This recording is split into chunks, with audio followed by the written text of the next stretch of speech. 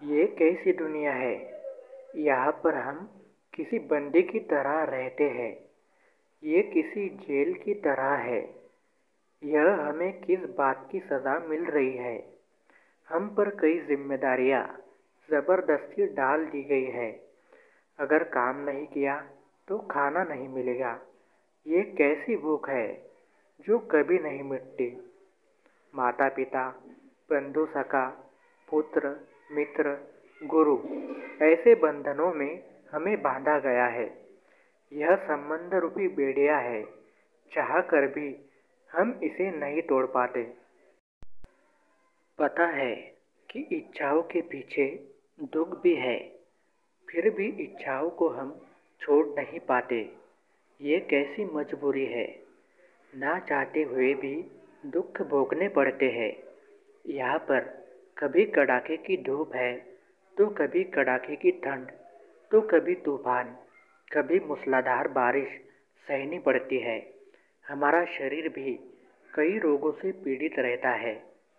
Sir में जूं रहती है, आँख में चिबड़ा, नाक में और गले में कफ रहता है। छाती में पित्त रहता है तो पेट और जांघों में मल मूत्र रहता है।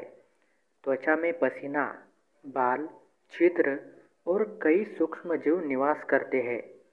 शरीर में रक्त और पानी किसी फोड़े की तरह बहता ही रहता है। यहाँ पर सहन न होने वाला शारीरिक तथा मानसिक दुख है।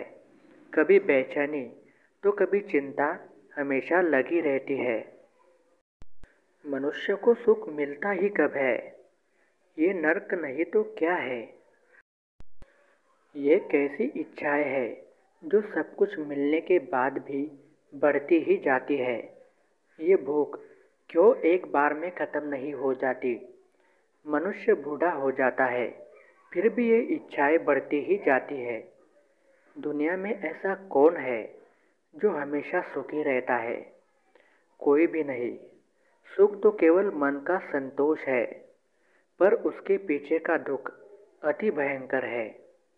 हर कोई अपनी किसी कमी के कारण हमेशा परेशान रहता ही है। ऐसा कोई भी नहीं जिसमें कोई कमी ना हो। आखिर ये कैसी दुनिया है जिसमें कोई सुखी नहीं।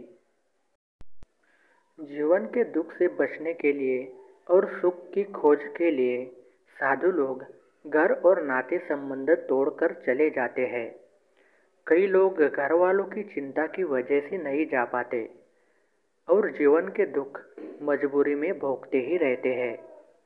ये कैसी दुनिया है। हम इसमें कैसे फंस गए, कुछ भी समझ में नहीं आता। इससे निकलने का रास्ता केवल स्वयं का आत्मज्ञान ही है। हमें ज्ञान के द्वारा उसी आत्मा को प्राप्त करना है जो हमें निरंतर आनंद दे और इस जन्म मरण से मुक्त कर दे। आत्मज्ञान के इच्छुक व्यक्ति को अष्टावक्र गीता, भगवद गीता, तत्वबोध, उपनिषद जैसे ग्रंथों का अध्ययन करना चाहिए।